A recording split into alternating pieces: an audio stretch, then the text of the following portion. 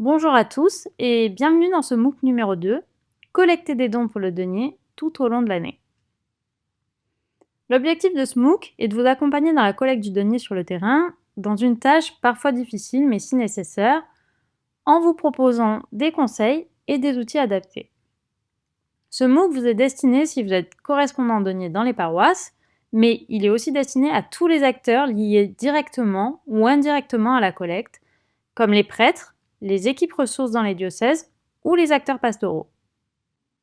Ces conseils sont à destination de toutes les paroisses, donc n'hésitez pas à les adapter à vos besoins et aux réalités que vous rencontrez sur le terrain.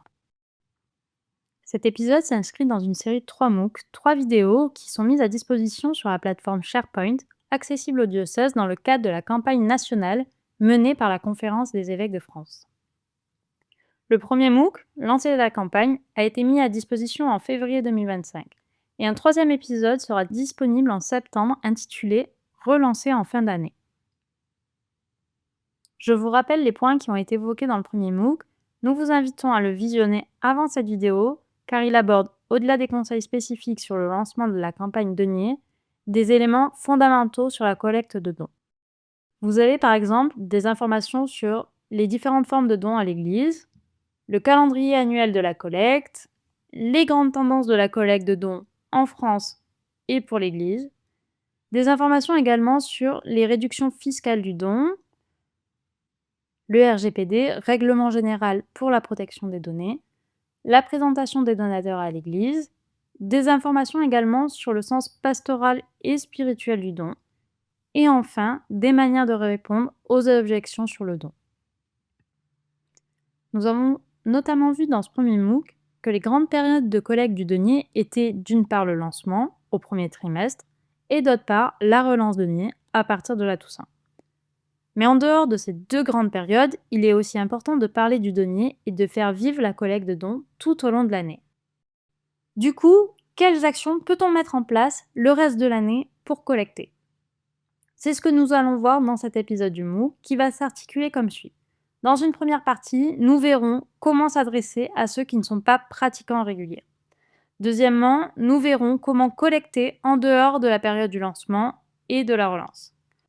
Nous aurons une troisième partie dédiée à la collecte pendant l'été, qui est un temps particulier dans l'année, et nous terminerons sur la manière d'inclure les acteurs pastoraux dans la collecte.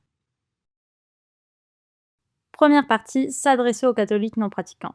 Les catholiques non pratiquants se définissent par opposition aux catholiques pratiquants, occasionnels, réguliers ou engagés, et nous allons voir quelques statistiques pour mieux identifier ce public. Les non pratiquants représentent 72% des catholiques français, soit 19 millions de personnes, et les pratiquants 28% des catholiques français, soit 7,4 millions de personnes. Ces statistiques sont issues de l'étude réalisée par Ipsos pour la Conférence des évêques de France en 2021. Donc parmi ces catholiques non pratiquants, 83% ne savent pas que l'Église ne vit que de dons et 70% d'entre eux ne donnent pas. Par contre, un tiers d'entre eux considèrent le don comme une tradition familiale et 61% des catholiques non pratiquants pensent que l'Église est légitime pour demander des dons. Quels sont ensuite les principaux freins aux dons pour les catholiques non pratiquants? Il y a bien sûr le frein économique. Celui-ci est le plus cité quel que soit le niveau de pratique de la foi, donc également auprès des catholiques pratiquants.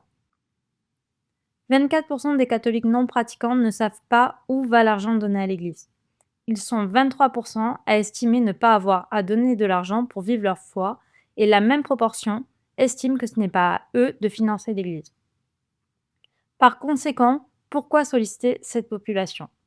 Donc vous le savez sans doute, le denier est la première ressource financière de l'Église. Il est donc crucial de convaincre tous ceux qui sont attachés à la présence de l'Église dans notre société de donner.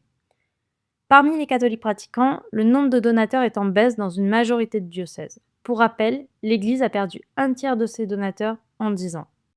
La contribution moyenne augmente, mais c'est surtout du fait de la fidélité des donateurs à plus haute valeur et de la défection des plus petits donateurs qui sont davantage touchés par l'inflation et les crises économiques successives.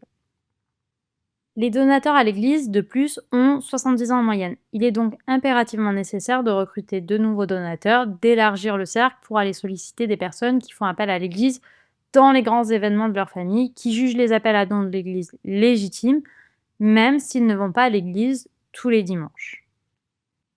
Je vous invite donc à mieux connaître le lien qu'entretiennent les catholiques non pratiquants avec l'Église, de manière à pouvoir mieux cibler nos appels à dons. Tout d'abord, quel lien entretiennent-ils avec l'Église? Pour les catholiques non pratiquants, l'Église est associée à des grands événements de la vie et de leur vie familiale. Elle est aussi associée à des souvenirs d'enfance et c'est également un moyen de pouvoir vivre des temps de recueillement personnel. Le prêtre, quant à lui, est considéré par les catholiques non pratiquants comme le célébrant des messes, le lien entre les paroissiens et l'Église, et une personne disponible pour échanger, écouter et guider. Les catholiques non pratiquants ont une pratique religieuse centrée sur le mariage et les baptêmes et, dans une moindre mesure, sur la transmission de la foi. 73% d'entre eux ont réalisé ou comptent réaliser leur mariage à l'Église. De la même proportion, 73% ont fait baptiser ou comptent faire baptiser leur enfant à l'Église. 25% d'entre eux demandent la première communion pour leurs enfants et 21% d'entre eux inscrivent leur enfant au cours de catéchisme. À partir de là, comment prendre en compte le manque de connaissance du fonctionnement de l'Église pour collecter auprès de cette population de catholiques non pratiquants? Nous vous préconisons de répondre aux questions suivantes. Quoi, comment et combien? Quoi? En répondant à la question «Qu'est-ce que le don vient financer?», vous allez pouvoir ainsi rappeler de manière basique le fonctionnement de l'Église et les charges associées à ce fonctionnement. Pour cela, je vous invite à vous référer au premier MOOC sur le lancement qui explique les différentes collectes menées par l'Église et la destination des dons. Question comment? Il va falloir adopter un ton très didactique pour vous adresser à cette population, mais également vous adapter aux usages actuels et favoriser les dons digitaux ou par carte bancaire. Par exemple, vous pouvez, lors des collectes sur le parvis, avoir un ordinateur connecté à disposition, connecté au formulaire de dons en ligne du diocèse, de manière à ce que les donateurs puissent faire leurs dons plus facilement, en direct, par carte bancaire, sur le formulaire de dons en ligne. Vous pouvez aussi adopter un panier de quêtes connecté qui permettra aux non-pratiquants qui n'auront probablement pas pensé à prendre du liquide de donner à la quête, lors des messes par exemple de Noël ou de Pâques où ils sont plus présents. Troisième question, combien, puisque les catholiques non pratiquants n'ont certainement pas en tête les ordres de grandeur des montants à donner. Il va falloir communiquer sur des montants indicatifs ou conseillés. Je vous recommande de vérifier au niveau du diocèse quels sont les montants recommandés, de manière à avoir un discours uniformisé et cohérent dans tout votre diocèse. En général, on parle pour le denier de 1 à 2% du revenu annuel. Pour cela, vous pouvez aussi vous appuyer sur des dépenses du quotidien que nous avions évoquées lors du premier MOOC. Par exemple, nous avions parlé d'un café ou d'un croissant par jour. Pour la quête, on donne en général comme chiffre le montant minimum de 2 € par personne ou 5 à 10 € par famille. Pour le casuel, le montant est fixé par la province et pour les offrandes de messe, on évoque le montant de 18 € en général. Différents outils sont à votre disposition pour informer les catholiques non pratiquants sur le don. Il y a par exemple les dépliants 2 en 1 disponibles dans le cadre de la campagne mutualisée de la Conférence des évêques de France. Vous avez ainsi 5 dépliants concernant les personnes qui font baptiser leur enfant, les adultes qui se font baptiser, les personnes qui inscrivent leur enfant au cours de catéchisme, qui demandent le mariage ou qui organisent les funérailles d'un proche. Ces dépliants évoquent à la fois les deux ressources, par exemple le casuel dans le cas d'un mariage et le denier, de manière à présenter vraiment ces deux ressources et à appeler à don sur les deux sujets. N'hésitez pas d'ailleurs à relancer les paroissiens qui n'auraient pas réalisé leur don libre au casuel après la célébration d'un baptême ou mariage ou après la célébration de funérailles. Comment est-ce que nous vous conseillons de diffuser dans le diocèse ces dépliants? Eh bien, nous vous préconisons de les mettre à disposition des équipes de préparation au sacrement en paroisse et des équipes d'animation du catéchisme en les sensibilisant. Vous pouvez également les distribuer aux personnes sollicitant des services à l'Église. Vous avez là encore, dans le cadre de la campagne mutualisée de la Conférence des évêques de France, des courriers qui ciblent les personnes sollicitant des services d'Église.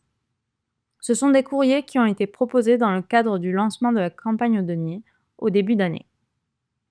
Enfin, comment vous allez pouvoir vous adresser à ces catholiques non pratiquants, à ces personnes qui sollicitent des services à l'Église? Il va falloir utiliser les adresses e-mail qui ont été collectées par les paroisses et les intégrer au sein de la base du diocèse, de manière à élargir la base de prospects du diocèse. Pour cela, il va falloir s'assurer que vous avez recueilli l'accord de ces personnes conformément au RGPD.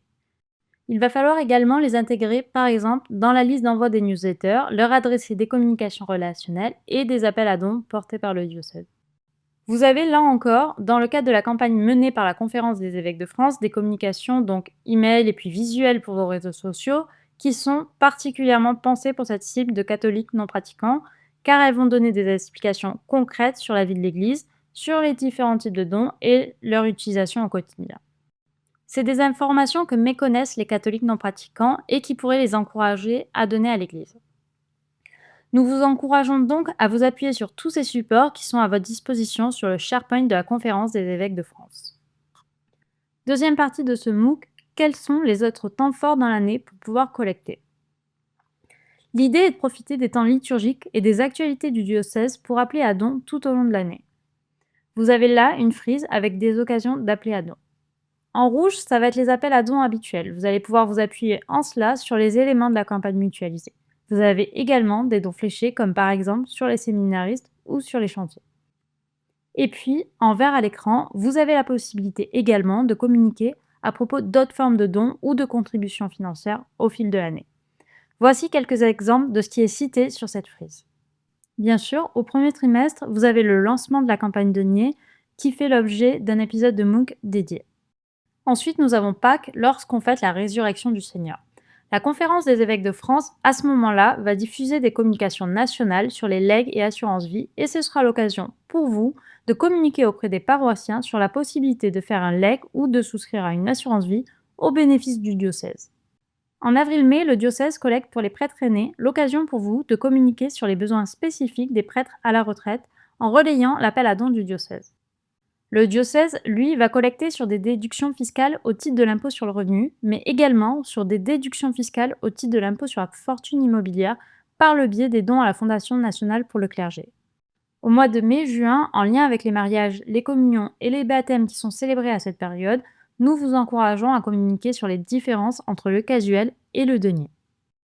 Au mois de juin, date à laquelle ont souvent lieu les ordinations, vous pouvez appeler à dons pour la formation des séminaristes ou plus généralement pour les vocations s'il n'y a pas de séminaristes dans le diocèse. En juillet et août, au cours de l'été, lorsque les estivants visitent votre paroisse, que le diocèse va proposer des activités estivales, il pourrait être intéressant de rappeler que l'Église continue à annoncer la bonne nouvelle durant les vacances et qu'elle continue à avoir besoin du soutien des fidèles via le denier ou via les legs et assurances vie. Nous aurons une partie dédiée à l'été à la suite du MOOC. Au mois de septembre, c'est le moment où sont inscrits les enfants au catéchisme, à l'aumônerie, et du coup, vous pouvez communiquer sur les différences entre les frais d'inscription au catéchisme et le denier, ou par exemple sur la possibilité de joindre un don au denier en plus des frais d'inscription au catéchisme. Fin septembre ont lieu les journées du patrimoine et c'est l'occasion d'appeler à don sur les chantiers des travaux du diocèse. À la Toussaint, lorsqu'on fête tous les saints et que l'on commémore tous les morts dans l'espérance de la vie éternelle, la Conférence des évêques de France va diffuser des communications nationales sur les legs et les assurances vie. C'est donc aussi pour vous l'occasion de communiquer sur ce sujet auprès des paroissiens. Et l'année se termine en général par la relance de la campagne denier au 4e trimestre, sur lequel nous aurons un épisode de MOOC dédié. Quelques points d'attention autour de ces différents appels à dons. Certaines des collègues ci-dessus, par exemple les dons pour les prêtres aînés, les dons pour les séminaristes ou les vocations, ou encore les dons pour les chantiers, concernent des dons qu'on appelle fléchés, c'est-à-dire des dons visant à financer un projet ou une thématique spécifiée sur le bon de soutien ou le chèque du donateur. Il est important de savoir qu'un don fléché doit être uniquement utilisé pour la cause indiquée par le donateur. Il convient également de prêter attention à la cohérence des appels à dons qui peuvent parfois être concomitants ou très proches. Sinon, vous risquez de perdre l'attention des paroissiens ou de susciter un sentiment de sursollicitation. Enfin, nous vous préconisons de coordonner le travail des différents acteurs impactés par ces appels à dons afin qu'ils correspondent bien à un besoin réel des équipes pastorales, un besoin qui va être identifié par le trésorier ou par l'économat. Comment pouvez-vous communiquer lors de ces différents temps forts tout au long de l'année? Vous pouvez utiliser des emails ou des visuels postés sur vos réseaux sociaux. Vous en avez quelques-uns dans le cadre de la campagne menée par la Conférence des évêques de France, comme vous le voyez à l'écran. Vous pouvez également faire des annonces de messe spécifiquement sur la différence entre le casuel et le denier, sur la possibilité de faire un don au denier en plus de l'inscription au catéchisme, sur l'existence de dispositifs intéressants pour soutenir l'Église par un legs ou une assurance vie au bénéfice de l'association diocésaine, etc. Vous avez aussi la possibilité de faire un article informatif dans le bulletin paroissial, sur les sites internet ou les réseaux sociaux des paroisses. Et je vous le disais, vous avez à disposition des brochures que vous pouvez disposer dans l'église, par exemple, qui indiquent la différence entre le casuel et le denier ou les frais de catéchisme et le denier. Il existe aussi des brochures sur les legs et les assurances vie, des roll-ups sur les legs, etc. Tous ces outils vont vous permettre de communiquer et d'appeler à dons tout au long de l'année, en dehors du lancement et de la relance qui sont dédiés aux deniers. N'hésitez pas à vous adresser à l'économate de votre diocèse pour recevoir les outils dont nous faisons mention. Partie 3. Collecter pendant l'été. Pourquoi communiquer auprès de vos paroissiens pendant l'été? L'été est une période creuse pour les appels à dons et les paroissiens âgés sont donc moins sollicités. Par ailleurs, une cible plus large, par exemple de personnes possédant une résidence secondaire dans votre diocèse, voire de visiteurs occasionnels, pourrait être plus réceptive à votre communication estivale. L'été, c'est aussi l'occasion de rappeler de manière légère et détendue que l'Église est active 365 jours par an, avec des messes durant les vacances et parfois même des événements comme les pèlerinages ou des retraites. C'est donc une période qui est propice à une communication qui se distingue des appels à dons habituels. Vous avez à l'écran différents types de contenus. On peut imaginer ainsi des emails agenda pour mettre en avant les différents événements du diocèse au cours de l'été, ou des emails qui se concentrent sur un projet en particulier, par exemple le pèlerinage du diocèse dans le cadre du jubilé 2025 ou le pèlerinage des jeunes à Lourdes. Vous pouvez aussi profiter de l'Assomption le 15 août pour faire un email dédié. L'été et les vacances sont également l'occasion de collecter au sein des églises. L'objectif est de permettre aux estimants de donner facilement durant leur passage dans les églises en été et durant les vacances en général, et de se recueillir. Quelques données chiffrées pour démarrer. Sachez ainsi que 72% des catholiques non pratiquants visitent des églises, 86% des catholiques pratiquants visitent des églises. 37% des catholiques non pratiquants déposent des cierges, ce chiffre monte à 60% pour les catholiques pratiquants. 27% des catholiques non pratiquants mettent de l'argent dans les trous, 54% pour les catholiques pratiquants. Il y a donc à la fois un enjeu pastoral et un enjeu financier à faciliter la prière et l'expression de la générosité des estimants dans vos églises durant les vacances. Au niveau de l'enjeu financier, on peut distinguer la collecte du denier et la collecte de dons pour les cierges. Il y a aussi un enjeu de pédagogie à distinguer et expliquer clairement le sens et l'objet de chaque don proposé. Vous pouvez ainsi vous appuyer sur les questions que nous avions vues précédemment. Pourquoi donner? Combien donner? Comment donner? Quelques recommandations maintenant pour vous aider à collecter au sein des églises. D'abord, il faut rendre visible le fait qu'une église est bien ouverte, car ce n'est pas forcément évident de l'extérieur. Vous devez ensuite vous assurer que les flyers, les bons de soutien, les brochures sont bien mis en valeur pour inviter les estimants à donner.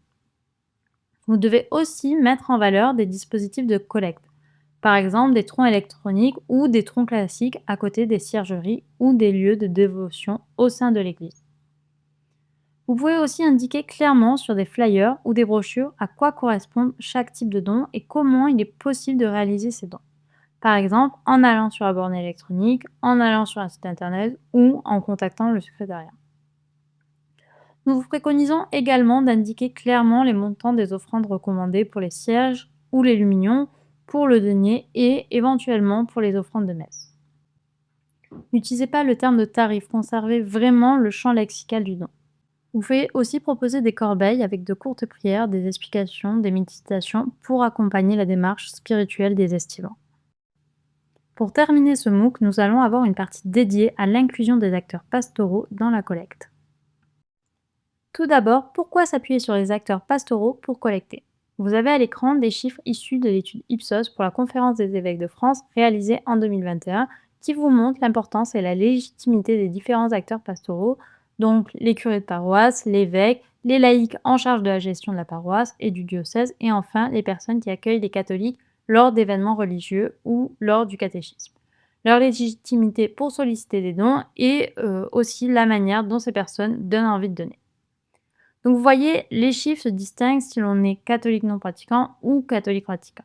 Bien sûr, les proportions sont plus importantes auprès des catholiques pratiquants, mais ces chiffres, globalement, nous montrent bien que les acteurs pastoraux ont toute légitimité pour solliciter des dons.